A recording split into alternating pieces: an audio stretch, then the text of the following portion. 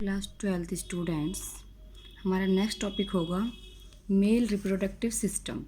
Male reproductive system क्या होता है? ये नीचे की साइड प्रेजेंट होता है, पेल्विस रीजन यानी नीचे की साइड, पेक्टोरियल ऊपर होता है।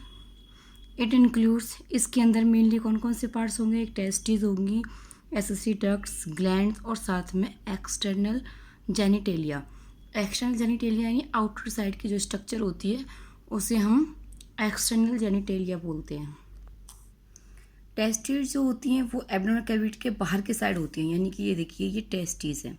टेस्टिस कहाँ पे है? बाहर के साइड है।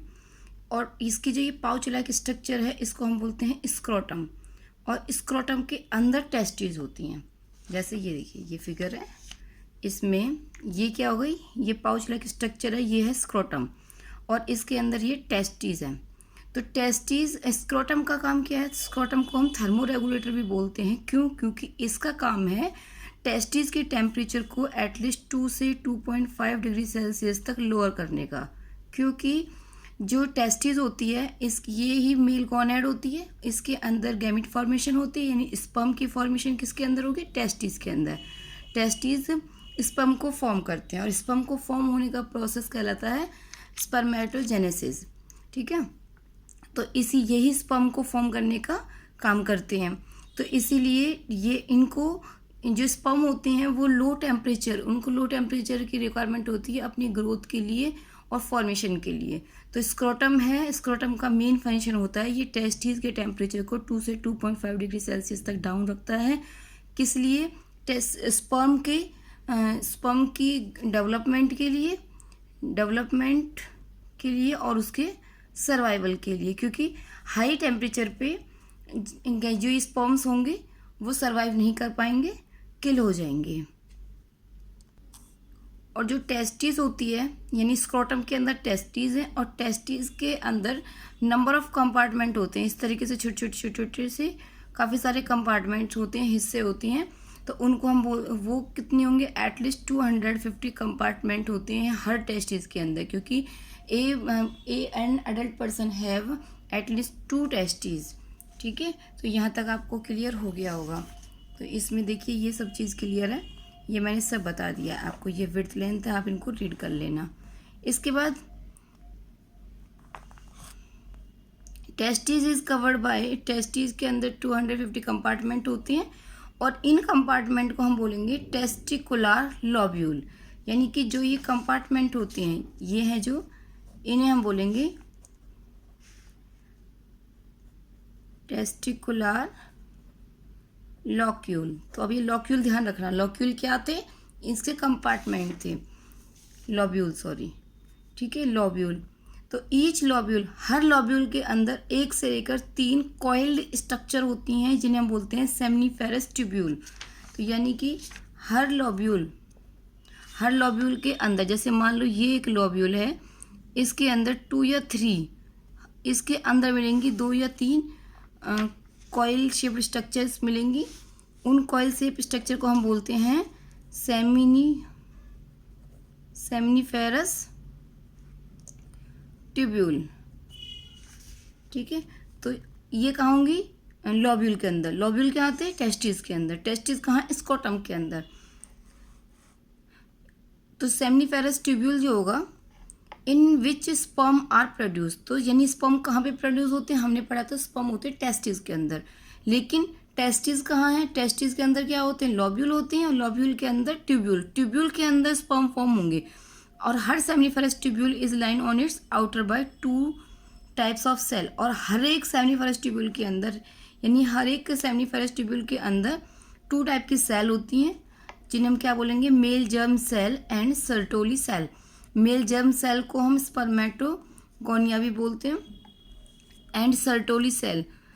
तो the male germ cell undergo meiotic division. तो मेल जर्म सेल जो होगी उसके अंदर कौन सी डिवीजन होगी? मेटोटिक डिवीजन होगी। और माइटोटिक डिवीजन की हेल्प से स्पर्म्स फॉर्म होंगे। जबकि जो सर्टोली सेल्स हैं ये कौन सी थी? Germ cell. जर्म सेल का फंक्शन समझ में आ गया, स्पर्म फॉर्मेशन का, माइटोटिक डिवीजन से। दूसरा सर्टोली सेल है, इनका काम होता है कि जो ये जर्म सेल हैं जिन्होंने स्पर्म को फॉर्म किया, ये इनको नरिशमेंट प्रोवाइड करते हैं। यानी Sertoli cell provide nourishment to the germ cell. The region outside the seminiferous tubule, और जो हिस्सा सेमिनिफेरस ट्यूब्यूल के बाहर की साइड रह जाता है कॉल्ड इंटरस्टिशियल स्पेस। तो जो भी स्पेस रह जाएगा, जैसे कि हमने बताया था कि मान लो ये एक टेस्टिकुलर लोब्यूल है, उसके अंदर एटलीस्ट 2 या 3 कॉइल शेप्ड स्ट्रक्चर्स होंगी, ठीक है। इनको हमने बोला सेमिनिफेरस ट्यूब्यूल, और सेमिनिफेरस ट्यूब्यूल स्पर्म को फॉर्म करते हैं। लेकिन इसके बाहर जो भी ये वाला पोर्शन रह गया है, जो भी एक्स्ट्रा पोर्शन रह गया है इधर, इसको हम बोलेंगे interstitial space. Contain blood vessel, इनके अंदर ब्लड वेसल्स होती हैं, और इनके अंदर जो सेल्स होंगी उन्हें हम बोलेंगे इंटरस्टिशियल सेल्स या फिर लेडिक सेल्स। लेडिक सेल्स का काम क्या होता है? लेडिक सेल बनाना, सिंथेसाइज बनाना, और साथ में स्क्रीट करना। किसको बनाएगी और स्क्रीट करेगी? टेस्टिकुलर हार्मोन, यानी इसके अंदर जो हार्मोन होते हैं, और ये आपने लास्ट क्लास में भी पढ़ा है, 10th क्लास में भी पढ़ा हुआ है कि जो मेल हार्मोन होता है उसे हम बोलते हैं androgen. Other immunological component cell are also present, और कई सारी इसके अलावा और भी सेल्स इसके अंदर प्रेजेंट होती हैं। लेकिन अब आपको देखना ये है कि germ cell, gamete formation, Sertoli cell provide nourishment to the germ cell, interstitial space the outer side portion of the seminiferous tubule, और लेडिक सेल और इंटरस्टिशियल सेल, दोनों का मतलब इंटरस्टिशियल सेल और also known as Leydig cell. Leydig cell का काम क्या होगा? ये जो मेल हार्मोन होगा उसको फॉर्म करने का। तो इधर तक आपको आई थिंक सब क्लियर हो गया होगा। इसमें मेल सेक्स एसेसरी डक्ट होती है, जिसके साथ साथ रेटी टेस्टिस, वास एफरेंसिया और एपिडिडमस, और साथ में वास डिफेंस। ये देखिए, ये हमारी इस वाली फिगर में यहाँ पे सब दिया हुआ है। रेटी टेस्टिस, वास एफरेंसिया, एपिडिडमस और वास डिफेंस। तो ये चारों के चारों यहीं पे हैं, टेस्टिस के आउटर साइड के स्ट्रक्चर्स ही हैं। तो इनका काम क्या है? The seminiferous tubule of the testis. Testis का जो सेमिनिफेरस ट्यूब्यूल था ओपन होता है किसके अंदर? वास एफेंसिया के अंदर, थ्रू रेटे टेस्टिस, यानी कि पहले उसकी ओपनिंग रेटे टेस्टिस होगी, उसके बाद वास एफरेंसिया होगी, ठीक है। तो वास एफरेंसिया में ये ओपन होता है। वास एफरेंसिया लीव द टेस्टिस। वास एफरेंसिया क्या करेगा? टेस्टिस से बाहर आएगा एंड ओपन इनटू एपिडिडमस, और साथ में एपिडिडमस में ओपन हो जाता है। कहने का मतलब ये है कि मान लो कोई भी एक टेस्टिस है, ठीक है, ये कोई भी एक टेस्टिस हो गई। इस टेस्टिस के साथ में यहाँ पे जैसे ये होगा, तो इसको हम बोलेंगे रेटे टेस्टिस, फिर यही वास एफरेंसिया, और वास एफरेंसिया के बाद नेक्स्ट इसमें एपिडिडमस हो जाएगा, ठीक है, ओपन इनटू एपिडिडमस। एपिडिडमस में ओपन होगी कि कौन सी साइड से? पीछे की साइड से। देखो ये है रेटे टेस्टिस, फिर वास एफरेंसिया, फिर एपिडिडमस में पीछे की साइड ओपन है ये, ठीक है। उसके बाद वास एफरेंसिया के ये वाला हो गया। इसके बाद एपिडिडमस लीड्स टू, अब यहाँ से ये जाएगी वास डिफरेंसिया, ये इसमें पीछे से होती हुई ये पूरा का पूरा वास डिफरेंस। तो इसके 4 पोर्शन है।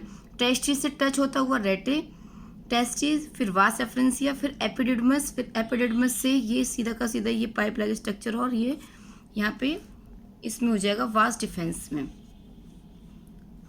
ठीक है।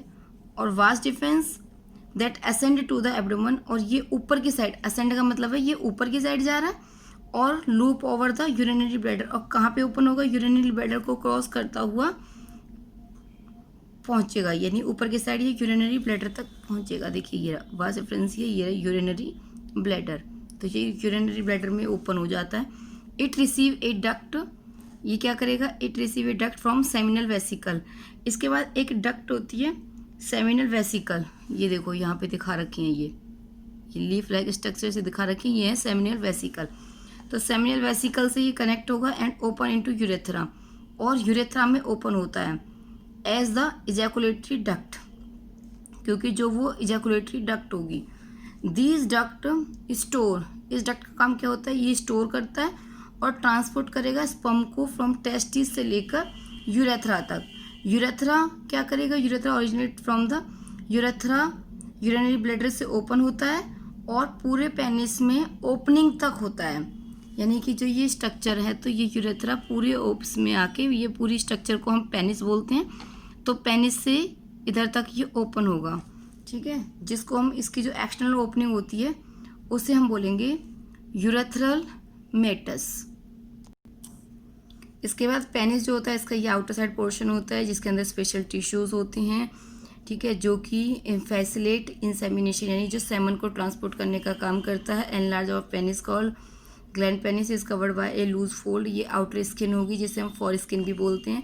और जो इसकी एसेसरी डक्ट्स होती हैं उसके अंदर सेमिनल वेसिकल, प्रोस्टेट और पेयर ऑफ बल्बोथ्रल ग्लैंड प्रेजेंट होती हैं, यानी तीनों तरीके की ग्लैंड्स हैं वो एसेसरी डक्ट ग्लैंड के अंदर आती हैं।